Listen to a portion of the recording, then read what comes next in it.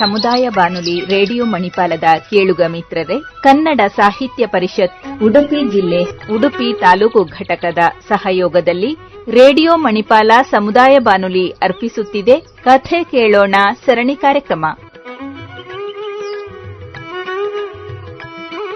ಕಥೆಯ ಸಾಗರದಲ್ಲಿ ಅಮೃತದ ಬಿಂದು ವಾರವಾರವೂ ಕಿವಿದೆರೆಗೆ ಬಂದು ಕಥೆಯ ಸಾಗರದಲ್ಲಿ ಅಮೃತದ ಬಿಂದು ಮನ ಮುದಗೊಳಿಸುತ್ತಲೀ ವಿಚಾರ ತುಂಬಿ ಭಾವಕೋಶವ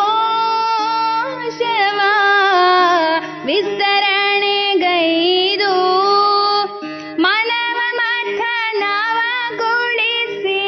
ಬದುಕಿಗೆ ಅನುಗೊಳಿಸಿ ಮನವ ಮಥನವಗೊಳಿಸಿ ಬದುಕಿಗೆ ಅನುಗೊಳಿಸಿ ಬದುಕಿಗೆ ಅನುಗೊಳಿಸಿ ಕತೆ ಕೇಳೋಣ ಕತೆ ಕೇಳೋಣ ಕತೆ ಕೇಳೋಣ.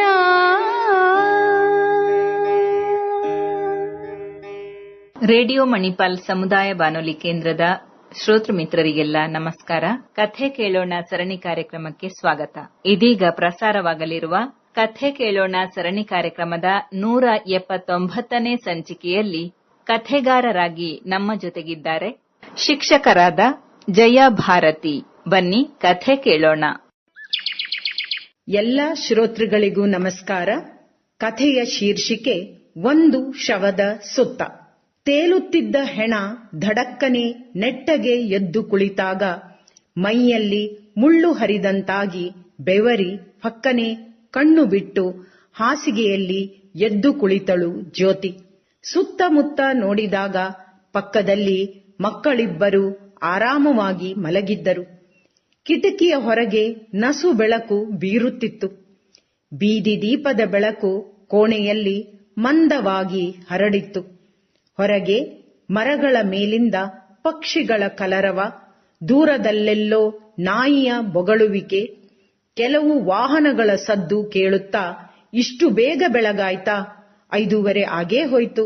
8ಕ್ಕೆ ಮನೆ ಬಿಟ್ಟರೇನೆ ಸರಿಯಾದ ಸಮಯಕ್ಕೆ ಆಫೀಸು ತಲುಪುವುದಕ್ಕೆ ಸಾಧ್ಯ ಅಂತ ಆಲೋಚನೆ ಬಂದಿದ್ದೇ ಗಡಿಬಿಡಿಯಲ್ಲಿ ಹಾಸಿಗೆ ಬಿಟ್ಟೆದ್ದಳು.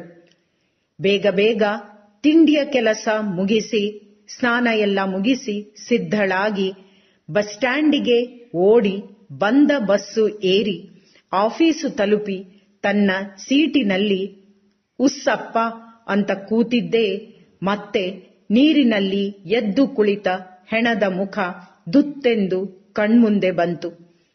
ರಾತ್ರಿ ಸುಮಾರು ಹೊತ್ತು ನಿದ್ರೆ ಬಾರದುದ್ದಕ್ಕೆ ಇರಬಹುದು. ತಲೆ ಸಣ್ಣಗೆ ನೋಯುತ್ತಿತ್ತು. ಮನೆಯ ಪಕ್ಕದ ಕಾಲುವೆಯಲ್ಲಿ ತೇಲುತ್ತಿದ್ದ ಅಪರಿಚಿತ ಶವದ ಬಗ್ಗೆ ರಾತ್ರಿ ಬಹು ಹೊತ್ತು ಆಲೋಚಿಸುತ್ತಿದ್ದುದರ ಪರಿಣಾಮ ಇರಬಹುದು. ಬೆಳಗಿನ ಜಾವದ ಆ ಕನಸು ಅಂತ ಅನ್ಕೊಂಡರೂ ಆ ದೃಶ್ಯ ಕಣ್ಣಿಂದ ಮನಸ್ಸಿಂದ ಮರೆಯಾಗೆನೆಂದು ಹಠ ಹಿಡಿಯಿತು. ಹಿಂದಿನ ದಿನ ಆಫೀಸಿನಲ್ಲಿ ಎಡೆಬಿಡದೆ ಕೆಲಸ ಇದ್ದುದರಿಂದ ಉಸಿರುಗಟ್ಟಿಸುವಷ್ಟು ಬಿಡುವಿಲ್ಲದ ದಿನಚರಿಯಾಗಿ ಸಂಜೆ ಮನೆಗೆ ಬರುವಾಗಲೇ ತಡವಾಗಿ ಮಕ್ಕಳು ಗಂಡ ಕಾಯುತ್ತಿರುತ್ತಾರೆ.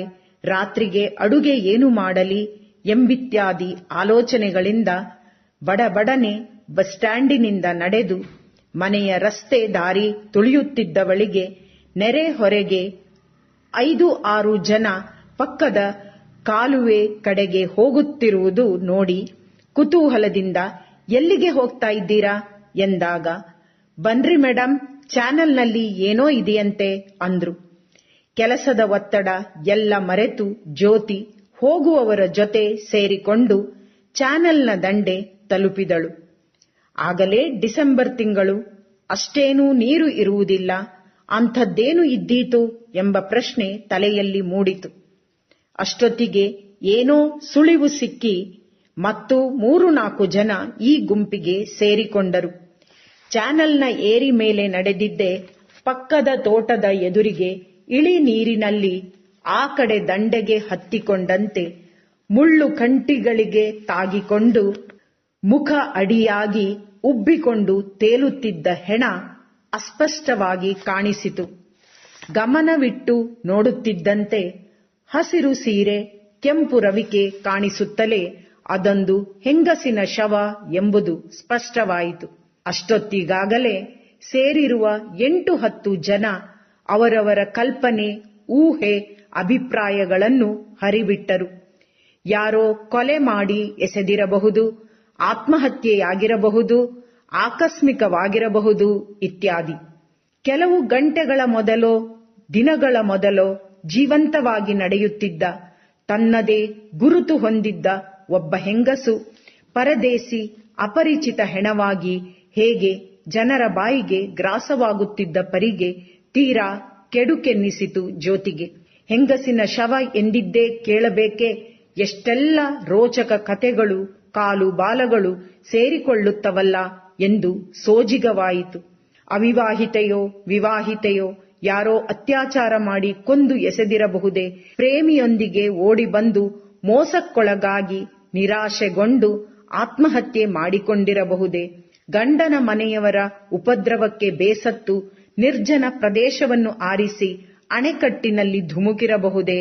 ಹೀಗೆ ವಿವಿಧ ಸಾಧ್ಯತೆಗಳ ಚರ್ವಿತ ಚರ್ವಣ ಚರ್ಚೆಗಳು ನಡೆದವು. ಮನುಷ್ಯ ಮನಸ್ಸಿನ ಅಪಾರ ಕಲ್ಪನಾ ಶಕ್ತಿ ಅದ್ಭುತವಲ್ಲವೇ? ಅವರವರ ದೃಷ್ಟಿಕೋನದಂತೆ ಕಾಣುವ ಜಗತ್ತಿನ ಪರಿಯೇ ಸೋಜಿಗ.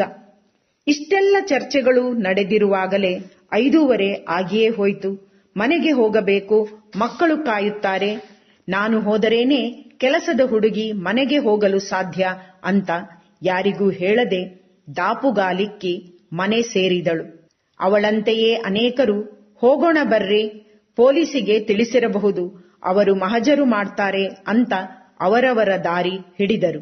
ಮನೆ ಹತ್ತಿರ ಬರುತ್ತಲೇ ಪಕ್ಕದ ಮನೆ ಕಲ್ಪನಾ ಗೇಟಿನಲ್ಲೇ ನಿಂತಿದ್ದವಳು, ನಿನ್ನೆ ಡ್ಯಾಮ್ ಹತ್ರ ಇತ್ತಂತೆ ಬಾಡಿ, ಬೆಳಿಗ್ಗೆ ಗೇಟ್ ಓಪನ್ ಮಾಡಿದ್ರಲ್ಲ, ನೀರಿನ ಸೆಳವಿಗೆ ತೇಲ್ಕೊಂಡು ಚಾನಲಿಗೆ ಬಂದಿದೆ ಎಂಬ ವಿವರಣೆ ನೀಡಿದಳು. ಪೊಲೀಸರಿಗೆ ಸುದ್ದಿ ತಿಳಿಸಿದ್ದಾರಂತೆ ಅಂತಲೂ ಹೇಳಿದ್ಲು. ಯಾರೋ ಒಬ್ಳು ಹೆಂಗ್ಸು ಸ್ವಲ್ಪ ಚಿನ್ನ ಎಲ್ಲ ಹಾಕ್ಕೊಂಡು ಕೈಯಲ್ಲೊಂದು ಬ್ಯಾಗ್ ಹಿಡ್ಕೊಂಡು ಡ್ಯಾಮಿನ ಅಕ್ಕಪಕ್ಕ ಓಡಾಡ್ತಿದ್ಲಂತೆ ಅಂತಲೂ ಸೇರಿಸಿದಳು. ರಾತ್ರಿ 10:30ವರೆಗೂ ಅದು ಇದು ಕೆಲಸಗಳಾಗಿ ಸಾಕಪ್ಪ ಅಂತ ಮಲಗಿದ ಮೇಲೂ ಆ ಅಪರಿಚಿತ ಹೆಂಗಸಿನ ಶವ ಮನಸ್ಸಿನಲ್ಲಿ ಗಿರಕಿ ಹೊಡೆಯುತ್ತಿತ್ತು.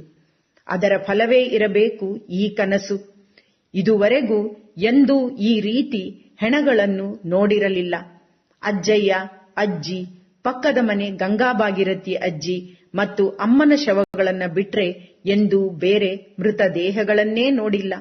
ಅದರಲ್ಲೂ ಈ ರೀತಿ ನೀರಿನಲ್ಲಿ ತೇಲುತ್ತಿದ್ದ ಹೆಣವಂತೂ ಅನುಭವವೇ ಇಲ್ಲ. ಪೊಲೀಸರು ಬಂದು ಮಹಜರು ಮಾಡಿದರಂತೆ ಎಂಬ ಸುದ್ದಿ ಸಿಕ್ಕಿತು.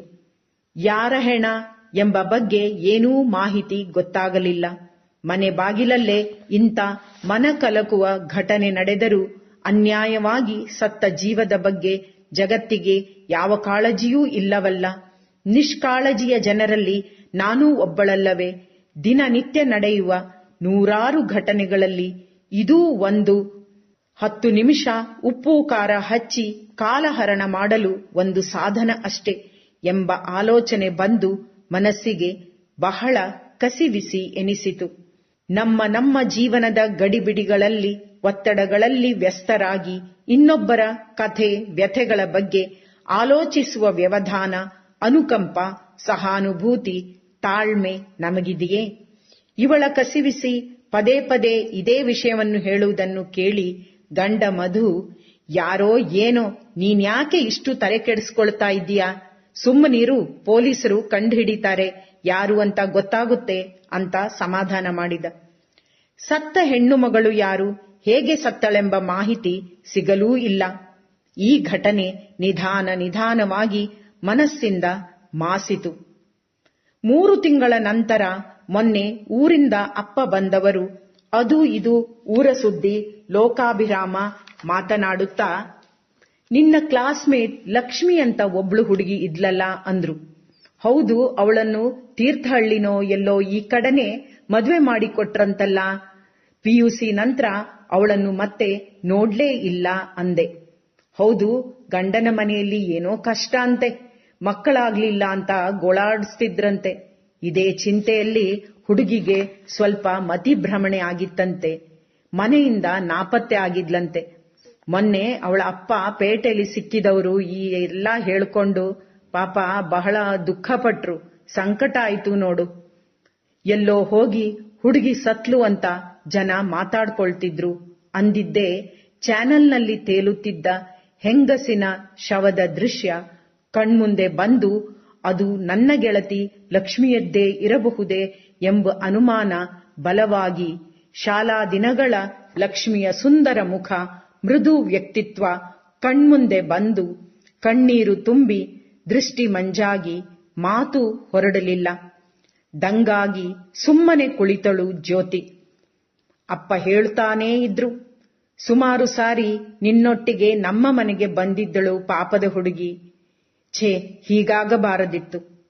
ಆದರೇನು, ಯಾರ ಅನುಕಂಪದ ನುಡಿಗೂ ಕಾಯದೆ ಹೋಗಿಯೇ ಬಿಟ್ಟಿದ್ದಳು ಲಕ್ಷ್ಮಿ ಮರಳಿ ಬಾರದ ಲೋಕಕ್ಕೆ.